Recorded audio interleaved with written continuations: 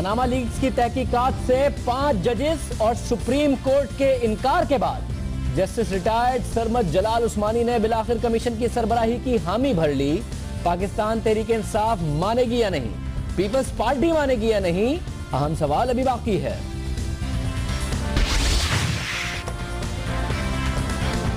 Panama commission की सरबराही retired जज करे या हाजिर सर्विस जज, तहकीकात FIA करे या फिर नैब, पार्लिमानी पैनल करे या फिर शुएब सडल, सबको एक जैसे मसाइल का सामना होगा। क्या है वो मसाइल, आपके सामने रखेंगे। वजीर आजम नवाज शरीफ की गैर मौजूदगी और गुज़िश्ता 3 बरस में मरियम नवाज मरकजी हैसियत इख्तियार कर गई। वजीर आजम हाउस में मरियम नवाज का किरदार बढ़ रहा है।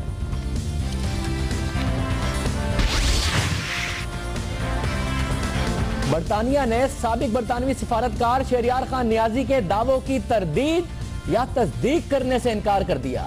दफ्तर खारजा में 4 रोजा इजलास के बाद खामोश रहने का फैसला।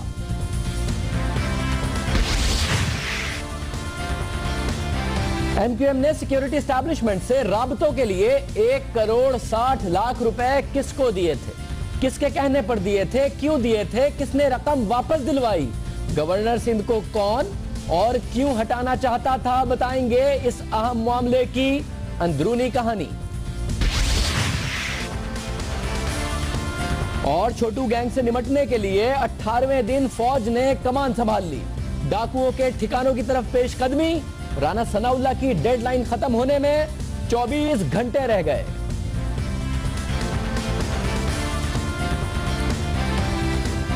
अस्सलाम वालेकुम, मैं हूं शाहजेब खानजादा। प्रोग्राम में बात करेंगे पनामा लीक्स की तहकीकात की। हुकूमत अपने मौक़िफ़ पर डटी हुई है। इमरान खान अपने मुतालबे से पीछे हटने को तैयार नहीं और लंदन में फाइनेंशियल इन्वेस्टिगेटर्स के साथ मुलाकातें कर रहे हैं। आज अहम पेशरफ्त हुई है और पेशरफ्त यह हुई है कि 5 रिटायर्ड जजेस के इनकार के बाद जराए के मुताबिक आखिरकार एक रिटायर्ड जज पनामा लीक्स की तहकीकात के लिए राजी हो गए, मगर इस शर्त पर कि टीम वो अपनी खुद बनाएंगे। जस्टिस रिटायर्ड सरमद जलाल उस्मानी ने इंक्वायरी कमीशन की सरबराही के लिए हामी भर ली और जस्टिस सरमद जलाल उस्मानी इंटरनेशनल बैंकिंग और क्रिमिनल लॉ में महारत रखते हैं और हाल ही में यानी अक्टूबर 2015 में सुप्रीम कोर्ट के जज की हैसियत से रिटायर्ड हुए हैं। और अहम बात यह है कि जस्टिस सरमद जलाल उस्मानी 3 नवंबर को इमरजेंसी के खिलाफ फैसला सुनाने वाले बेंच में भी शामिल रहे और इसी फैसले की वजह से उन्हें सुप्रीम कोर्ट के जज का ओहदा छोड़कर वापस सिंध हाई कोर्ट का जज बनना पड़ा। यानी कि ऐसा फैसला उन्हें लिखना पड़ा जो उनके अपने खिलाफ भी गया, जिससे उनकी अपनी सीनियरिटी भी मुतासिर हुई। और रिपोर्ट सामने आई है जिनके मुताबिक हुकूमत ने कानूनी माहिरीन के तैयार करदा कमीशन के जामिया terms of reference justice Sarmad Usmani को भिजवा दिए हैं। और टर्म्स ऑफ रेफरेंस का सबसे अहम नुक्ता गैर मुल्की शहरियत रखने वाले पाकिस्तानियों से तहकीकात है और इसे वजीर आजम के बेटे हसन नवाज से मुतालिक तहकीकात को मद्देनजर रखते हुए यह शामिल किया गया है कि न सिर्फ शहरियत रखने वाले बल्कि पाकिस्तान से ज्यादा अरसे तक बाहर रहने वाले बहुत सारे ऐसे पाकिस्तानी हो सकते हैं जो बाहर जाते हो, काम करते हो, मगर पाकिस्तान में रहते हो, मगर 6 महीने से ज्यादा का अरसा अगर बाहर बीत गया, वीजा बाहर का हो या फिर उनके वीजे की नोयत एक अलग किस्म की हो तो और उसमें हसन हुसैन नवाज भी शामिल है, तो उसमें उनको मद्देनजर रखा गया है। मुकम्मल आज़ाद खुद मुख्तार कमीशन 60 से 90 दिन में अपनी तहकीकात मुकम्मल करेगा। ताहम कमीशन का सरबराह इसमें जरूरत के तहत इजाफा कर सकता है। कमीशन के सरबराह और अरकान के नामों का बाकायदा ऐलान आइंदा 1 या 2 रोज में मुतवक्के है। और दूसरी जानिब जस्टिस सरमद जलाल उस्मानी ने माहिर चार्टर्ड अकाउंटेंट्स और पुलिस और FIA के इंतहाई काबिल अफसरान पर मुश्तमिल टीम फराहम करने की शर्त रख दी है, मगर अभी मामला खत्म नहीं हुआ, ना ही सियासी इत्तफाक राय कायम हो सका है, क्योंकि ऑपोजिशन की अहम जमात के रहनुमा इमरान खान मुस्तकिल हाजिर सर्विस जजेस की निगरानी में तहकीकात का मुतालबा कर रहे हैं। कल लंदन पहुंचने के बाद भी मीडिया से बात करते हुए इमरान खान ने यह मुतालबा दोहराया। ये नहीं होगा कि इतनी बड़ी चीजें सामने आई हैं प्राइम मिनिस्टर और उनके फैमिली के ऊपर और हम चुप करके आराम से बैठ के ये अगर ये किसी का ख्याल है कि कोई अपना जज रिटायर्ड जज बिठा के और हम उसकी बात मान लेंगे, ऐसे नहीं होगा।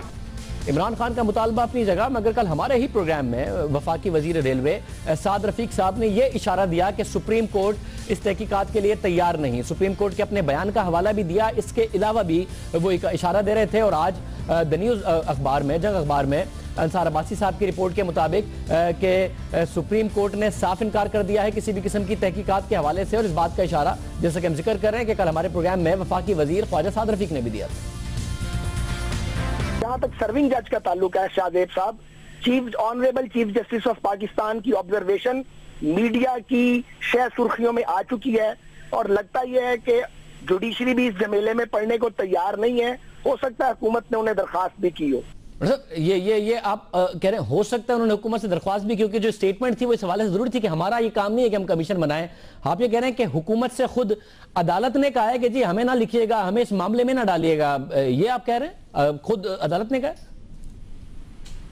देखिए, मेरे पास जितना बात करने का इख्तियार है, मैं ये जरूर कह सकता हूं कि फेडरल गवर्नमेंट को एतराज नहीं है हाजिर सर्विस जज हो या रिटायर्ड जज हो, और इस सिलसिले में हुकूमत ने कोई ना कोई कोशिश भी जरूर की होगी।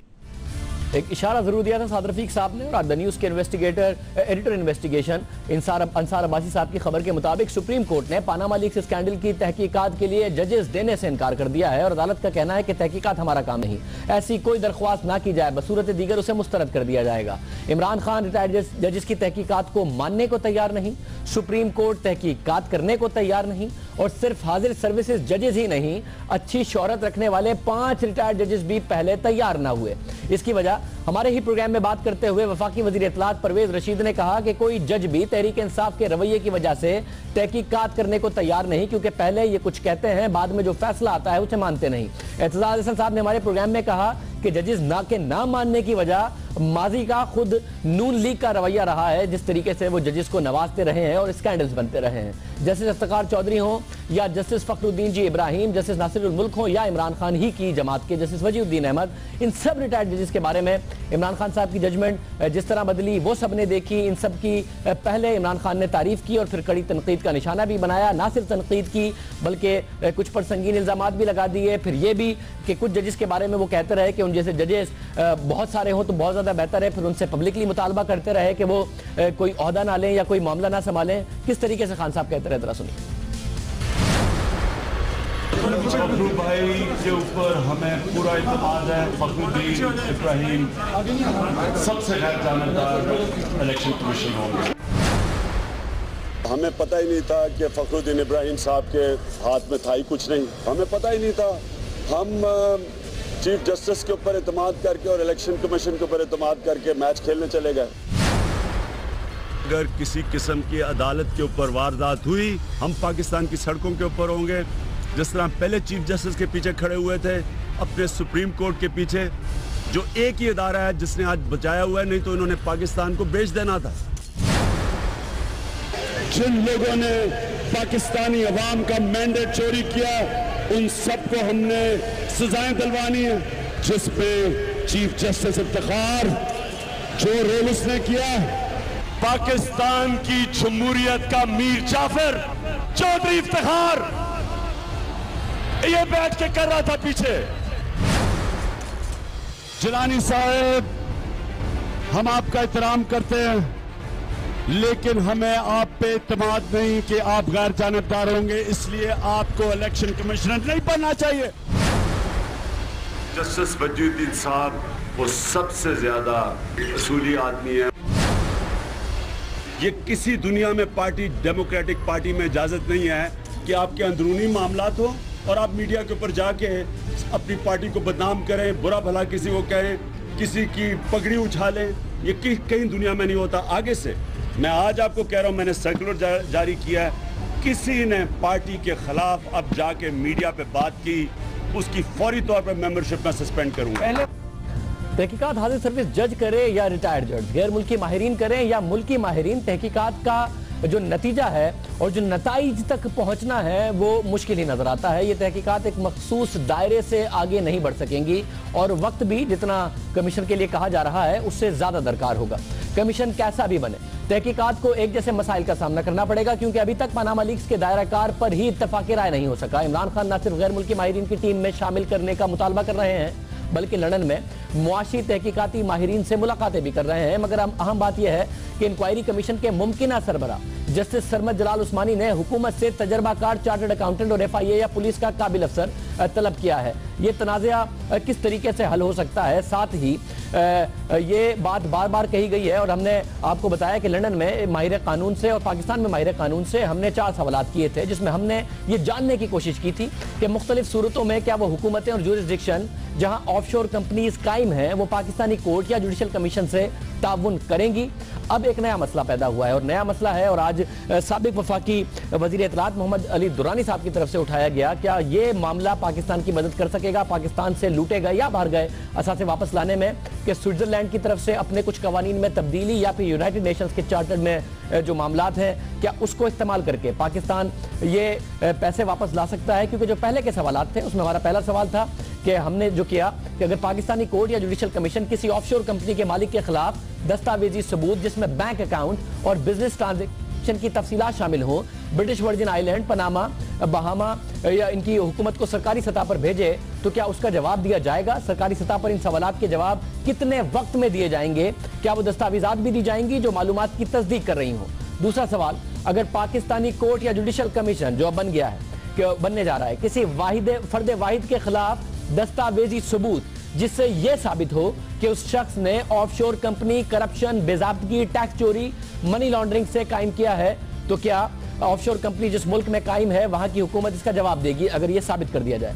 तीसरा सवाल, अगर पाकिस्तानी कोर्ट या जुडिशल कमीशन किसी हुकूमत से जहां ऑफशोर अकाउंट है, किसी सियासतदान या सरकारी मुलाजिम या इन दोनों में से किसी के खानदान के अफराद के बारे में मालूमात मांगे और इसमें हुकूमत उनके खिलाफ दस्तावेजी सबूत भी दे, तो क्या उसका जवाब दिया जाएगा? और आखिरी सवाल जो हमने पूछा वो ये कि अगर पाकिस्तानी कोर्ट या जुडिशल कमीशन ऑफशोर कंपनीज को वो दस्तावेजी सबूत भेजे जो पाकिस्तान के पास हो, चाहे वो पनामा पेपर्स की सूरत में हो, तो क्या उनकी तस्दीक की जाएगी? इन तमाम सवालों का जवाब हमें मिला वो ये था कि 2013 में G8 कॉन्फ्रेंस में ऑफशोर कंपनीज की शफाफियत के हवाले से एक प्रोग्राम तश्कील दिया गया जिसमें यह बात रखी गई कि यह मालूम होना चाहिए कि ऑफशोर कंपनी किसकी है और इसका फायदा किसको हो रहा है। कई ममालिक ने इस मुआहिदे पर दस्तखत किए और इनकी 2018 में मुलाकात मुतवक्के है। चंद इकदामात इस हवाले से हुए हैं जो तवीलुल मुद्दती हैं और चंद कलील मुद्दती, लेकिन 4 ऐसे ममालिक हैं, ऐसी जुरिस्डिक्शंस हैं जिन्होंने इसकी मुखालफत की, जिसमें पनामा भी शामिल है कि वो अकाउंट डिस्क्लोज करना और मालूमात पब्लिक करने में उसकी मुखालफत कर रहे थे। माहिर कानून का कहना था कि अगर हुकूमत को ये मालूमात दरकार है तो उस स्कीम पर दस्तखत करने होंगे और मुआहिदे के बाद ये मालूमात हुकूमत हासिल कर सकती है। इन जवाबात के बाद अब मजीद सवालात उठ रहे हैं क्योंकि जो सवालात हमने पहले उठाए थे उसमें माहिर कानून का कहना था कि इंफॉर्मेशन मिलना आसान नहीं होगा, पनामा इतनी आसानी से इंफॉर्मेशन नहीं देगा। अब मामला है कि अगर पाकिस्तानी हुकूमत स्विट्जरलैंड के रेस्टिट्यूशन ऑफ इलिसिट एसेट्स 2010 में जो एक्ट है जिसके तहत किसी शख्स के हवाले से किसी स्विस बैंक अकाउंट की मालूमात मांगी जा सकती हैं, अगर हुकूमत मांगे तो इसे कौन से शवाहिद अदालत के किसी ऑर्डर के बगैर मखसूस शख्स के खिलाफ मुहैया करना होंगे। यानी कि अगर ये कमीशन जो बना है ये स्विट्जरलैंड में अगर कुछ अकाउंट्स ट्रेस होते हैं तो क्या शवाहिद भेजने होंगे मालूमात हासिल करने के लिए? दूसरा सवाल, हुकूमत पाकिस्तान अक़वाम मुत्तहिदा के कन्वेंशन अगेंस्ट करप्शन के तहत अक़वाम मुत्तहिदा से या फिर world bank unit stolen assets recovery initiative के तहत मालूमात के हुसूल के लिए क्या मदद हासिल कर सकती है? वो क्या मखसूस मालूमात होंगी जो कि हुकूमत पाकिस्तान इन बैनुल-अक़वामी इदारों को मुहैया करे और इनसे दरख्वास्त के लिए क्या चीज़ें दरकार होंगी और किस तरह ये इदारे मुआवनत करेंगे कि ऑफ शोर असासे या ऑफ शोर कंपनीज के मालिकान या फिर बैंक अकाउंट्स की तफसीलात हासिल हों। यानी क्या ये जो स्विट्जरलैंड का एक्ट है या फिर यूनाइटेड नेशंस का कन्वेंशन है ये पाबंद है कि हुकूमत पाकिस्तान या जो कमीशन बना है ये इनको खत लिखें और ये हर किस्म की मालूमात के बैरून मुल्क पाकिस्तानियों के कौन कौन से असासे हैं वो मुहैया हो जाएं, या फिर ये बहुत लाजमी होगा कि पाकिस्तान में पहले इन 200-250 अफराद के खिलाफ एक कन्विक्शन हो, एक मुकदमा साबित हो कि इन्होंने करप्शन की या टैक्स अवॉइड किया, पाकिस्तान में टैक्स नहीं दिया, या फिर मनी लॉन्ड्रिंग की, इसलिए पैसा बाहर लेके गए, ये एक अदालती ऑर्डर पहले पाकिस्तान में आएगा, उसके बाद मालूमात मिलेगी, या बगैर अदालती ऑर्डर के इन कन्वेंशंस और कवानीन के तहत हुकूमत पाकिस्तान या ये जुडिशल कमीशन अगर लिख देगा तो मालूमात पाकिस्तान को फराहम कर दी जाएगी। मामला उठाया मोहम्मद अली दुरानी साहब ने, उनसे पूछते हैं और फिर कानूनी मौक़िफ़ भी इस हवाले से आपके सामने रखेंगे। दुरानी साहब, बहुत शुक्रिया हमें शो में ज्वाइन करने के लिए। बताइएगा कि आपने ये दोनों बातें की हैं, चाहे वो यूनाइटेड नेशंस का कन्वेंशन हो या फिर स्विट्जरलैंड का ये एक्ट हो 2010 का, ये जुडिशल कमीशन या हुकूमत पाकिस्तान लिख दे कि जी हमें ये मामलात बता दें, पाकिस्तान की दौलत लूट के ले जाई गई है, इसके हवाले से इंफॉर्मेशन दे दें, मिल जाएगी? या पाकिस्तान में कोई प्रूव होगा, केस प्रूव होगा, उसके बाद ही मालूमात मिल सकती है? दूसरे मुमालिक की कोई मिसाल आपने देखी जिसमें उन्होंने मालूमात मालूम की हों और मालूमात दी गई हों और उनके असासे वापस मुल्क में आए हों? हाँ, इसमें ये बहुत आपका पर्टिनेंट क्वेश्चन है। इसमें जनाब 2-3 शक्लें हैं। वैसे तो इसका लीगल वर्डिंग में जवाब मैं दे तो सकता हूँ, लेकिन मैं चाहूँगा तो वो कोई लॉयर ही दें, लेकिन मैं असूली बात कर सकता हूँ कि ऐसे दुनिया में इदारे बनाए गए हैं जिनके ज़रिए मैं अपने मुल्क के लोगों का वहाँ छुपा हुआ जो पैसा है, उनकी प्रॉपर्टीज़ हैं, उनके बेनामी कंपनीज हैं, उनके अकाउंट्स हैं, उसके बारे में मैं उन इदारों के ज़रिए, स्टार इनिशिएटिव के ज़रिए हर किस्म की मालूमात और इवन उसको कंफिस्केट करने के लिए जो रिक्वायर्ड मुझे इंफॉर्मेशन है वो मैं उनसे ले सकता हूं, और उन तमाम इंफॉर्मेशंस की बेस पर मैं उनको अपने मुल्क के अंदर अक्यूज भी कर सकता हूं, और उसके नतीजे में एक म्यूचुअल लीगल जो अरेंजमेंट है उसके तहत इन लोगों को कैफरे किरदार तक पहुंचाया जा सकता है। फिलिपिन में, नाइजीरिया में, हैटी में, बर्तानिया में, मैं कितने मुल्कों की एक लाइन है, मैं उनके नाम ले सकता हूं जिन्होंने इन कवानीन का फायदा उठाते हुए विल के साथ इस चीज को हासिल किया। बाकी हमारे लाहौर शहर में एक कोई बदमाश होते थे कि वो बदमाश जो था ना वो चौक पे खड़े होकर लोगों को कत्ल कर देता था, लेकिन उसके खिलाफ कोई गवाही देने नहीं आता था, तो वो हमेशा अदालत से बच के निकल जाता था। अगर एक ताकतवर ने अपनी ताकत की बुनियाद के ऊपर कानून को और कानून को नाफिज करने वाले इदारों को और कानून के ज़ाब्तों को मिला के ये काम करना हो, तो फिर तो आप पहले दिन से करते सबको। वो कहते हैं पत्ता पत्ता बूटा बूटा हाल हमारा जाने है, जाने न जाने गोली न जाने बाग तो सारा जाने है। तो ऐसी सिचुएशन में जो चीज मुतासिर हो रही है वो पार्लियामेंट की रिट मुतासिर हो रही है, खुद पॉलिटिकल लीडरशिप की credibility in the eyes of public मुतासिर हो रही है, और पूरी दुनिया के अंदर हम अपना एक ऐसा मजाक बना रहे हैं जो बनाने की हमें जरूरत नहीं है। बहुत शुक्रिया। हमारे साथ मोहम्मद अली दुरानी साहब मौजूद थे। बहरहाल मजाक पाकिस्तान का बन रहा है, पाकिस्तान में असासे बाहर गए हों, तहकीकात अभी तक शुरू नहीं हो पा रही, और अगर अब कमीशन बनने जा रहा है तो उसको जो कानूनी मसले होंगे वो हम सामने रखना चाहते हैं। माहिर कानून महमूद मांडीवाला साहब हमारे साथ मौजूद हैं। मांडीवाला साहब, बहुत शुक्रिया हमें ज्वाइन करने के लिए। 2 नए नुक्ते सामने आए हैं, स्विट्जरलैंड का एक्ट हो या फिर यूनाइटेड नेशंस का कन्वेंशन हो। क्या इन 2 को इस्तेमाल करते हुए पाकिस्तान अगर लिखे तो कोई इंफॉर्मेशन हासिल कर सकता है इन एरियाज को अप्रोच करते हुए, और पाबंद होंगे ये मुमालिक वो इंफॉर्मेशन देने के लिए? चलो साहब, इसमें जो सबसे बड़ी डिफिकल्टी जो कमीशन के लिए होगी कि ये जो इलिसिट एसेट्स का जो लॉ स्विट्जरलैंड के अंदर है, उसके अंदर जो पहली चीज सेटिस्फाई यही करनी होगी कि ये ओरिजिन इनके लिए बड़ा इंपॉर्टेंट होता है कि कहां से ये रिक्वेस्ट फ्रेम होकर आ रही है। हमारे कॉन्टेक्स्ट के अंदर ये सारी जो कंपनियां हैं BVI, ये सारी रेसिडेंट उस ऑफशोर जुरिस्डिक्शंस में हैं, इनके बेनिफिशियल ओनर्स पाकिस्तान में। तो पहली जो एक डिफिकल्टी क्रिएट ये होगी कि अगर कोई पाकिस्तानी बेनिफिशियल ओनर है तो सवाल स्विट्जरलैंड में ये उठेगा कि रिक्वेस्ट गवर्नमेंट ऑफ पाकिस्तान से क्यों आ रही है, ये रिक्वेस्ट आनी चाहिए जो BVI कंपनी जो कंट्री में जो कंपनी में मौजूद है। सो ये एक डिस्क्रिपेंसी आती है लॉ के अंदर कि वो ये चाहते हैं कि रिक्वेस्ट वहीं से आए जिस कंपनी के एसेट्स को आप क्वेश्चन कर रहे हैं, वहां से ना आए जहां जिसके बेनिफिशियल ओनर्स हैं। अगर आप ये भी चलें सेटिस्फाई कर देते हैं तो आगे जब बढ़ते हैं इसके अंदर, तो नेक्स्ट क्वेश्चन जो राइज होता है वो ये होता है कि यू हैव टू शो के पहले तो ये लॉ सिर्फ अप्लाई करता है पॉलिटिकली एक्सपोज्ड पर्सन या उनके क्लोज एसोसिएट्स, ये बाकी किसी को नहीं अप्लाई करेगा। उनको ये शो करना पड़ता है कि जी जिसकी इन्वेस्टिगेशन करना हम चाह रहे हैं, उसके एसेट्स के अंदर एक डिसप्रोपोर्शनेट इंक्रीज हुई है, as a result of which ये इन्वेस्टिगेशन की जरूरत पेश आई है। एक नॉर्मल इंक्रीज ऑफ एसेट्स हो रहे हो अगर किसी के, तो उसके अंदर ये लॉ नहीं किक इन करेगा। It must be something very extraordinary in order for the Swiss authorities to take action. और थर्डली है कि वो सिर्फ जो स्विट्जरलैंड के अंदर एसेट्स हैं उसी के ऊपर ये अप्लाई कर सकता है। हमारे लिए जो सबसे डिफिकल्ट चीज है कि पाकिस्तान के साथ सिर्फ एक कंट्री की म्यूचुअल लीगल असिस्टेंस ट्रीटी है।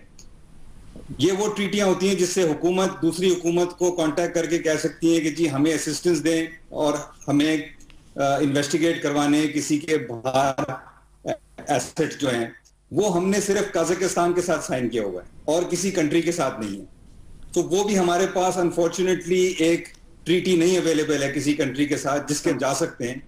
और साहब ये अगर एक ही मुल्क के साथ है, ज़ाहिर है पाकिस्तान में अगर एसेट्स लूटे गए हैं वो वापस आने चाहिए, करप्शन हुई है वो वापस आने चाहिए, तो आप कह रहे हैं कि लीगली जो मामला है उसमें कोई भी कमीशन हो, कोई भी उसकी तहकीकात करे, हाजिर सर्विस हो या रिटायर्ड हो, कोई भी उसका सरबराह हो, इन जो लॉज हैं इनको इस्तेमाल करते हुए भी ये बड़ा लाजमी है कि पहले हम ये साबित करें पाकिस्तान में कि करप्शन हुई है, टैक्स चोरी हुआ है या मनी लॉन्ड्रिंग हुई है, कुछ भी साबित करके एक वर्डिक्ट हो अदालत का, फिर हम इन मुमालिक को भेजें और उसकी सूरत में ही हमें कोई इंफॉर्मेशन मिल सकती है।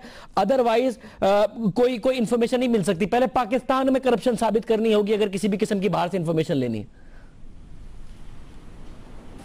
जी हाँ जी, आपने बिल्कुल प्रिसाइसली समराइज किया है। एक फायदा बहरहाल कमीशन का एक ये हो सकता है कि कम से कम जो जितनी स्पेकुलेशन चल रही है वो लॉफुल केसेस और अनलॉफुल केसेस के अंदर डिफरेंशिएट आसानी से कर सकेगा। लेकिन पाकिस्तान के बाहर जाकर इन्वेस्टिगेट करना एक लीगल इम्पॉसिबिलिटी होगी। और उसका जो टाइम फ्रेम भी आप देख रहे हैं ये लॉ के तहत भी जो स्विट्जरलैंड का है, it is a question of years, it's not weeks and months. और सब मगर इसमें एक मसला यह है कि जो आपकी बात से मैं समझ रहा हूं कि मामला रिवर्स में नहीं जा सकता, मामला सीधा सीधा जाएगा कि ओरिजिनल क्राइम क्या था, रिवर्स में नहीं जा सकता। कि फॉर एग्जांपल कि हसन और हुसैन नवाज के जो एसेट्स पता चले, फिर उनके पीछे यह पता चले कि ये पैसे कहां से आए, फिर यह पता चले पाकिस्तान से गए नहीं गए, फिर यह पता चले कि पाकिस्तान में टैक्स तो नहीं चोरी हुआ था, पाकिस्तान में कोई करप्शन तो नहीं हुई थी। यह नहीं हो सकता कि मामला रिवर्स में तहकीक इसकी हो सके। यही होगा कि पहले यह साबित करें कि पाकिस्तान से करप्शन हुई और फिर पाकिस्तान से मामला आगे गया, वरना कोई इंफॉर्मेशन नहीं मिलेगी। मामला रिवर्स में नहीं हो सकता कि वहां से इंफॉर्मेशन लें और पाकिस्तान में करप्शन प्रूव करें, यह नहीं हो सकता। पाकिस्तान में करप्शन प्रूव करें और वहां से इंफॉर्मेशन लें, ये वाहिद रास्ता है। सिर्फ जो चीज हो सकेगी वो ये हो सकती है कि आप एक टेम्परेरी फ्रीजिंग ऑर्डर ले सकेंगे जाकर, उसकी भी बहुत शराइत हैं। लेकिन टेम्पररी फ्रीजिंग ऑर्डर आप स्विट्जरलैंड के अंदर उनको रिक्वेस्ट करके एसेट्स को फ्रीज करवा सकते हैं जब तक पाकिस्तान के अंदर इन्वेस्टिगेशन कंक्लूड नहीं हो जाती है और ये प्रूव नहीं हो जाता। तो आपकी बात बिल्कुल सही है, अल्टीमेटली ये पाकिस्तान के अंदर ही इसकी फाइंडिंग आनी पड़ेगी इन ऑर्डर फॉर ये इसके कोई नतायज बाहर निकले। टेम्पररी सिर्फ वो फ्रीजिंग ऑर्डर दे सकते हैं और कुछ नहीं कर सके। साहब इसमें बहुत सारे बड़े नाम इन्वॉल्व हैं, पाकिस्तानी अवाम को शफाफियत पता चले, सब चाहते हैं। अगर रसासे लूट के गए तो वो वापस आए, सब चाहते हैं। अभी एक रिटायर्ड जज की सरबराही में अनाउंस हो गया, अगर इसमें चार्टर्ड अकाउंटेंट भी हो, फिर भी आपको कोई नियर फ्यूचर में अंजाम तक ये कमीशन पहुंचता नजर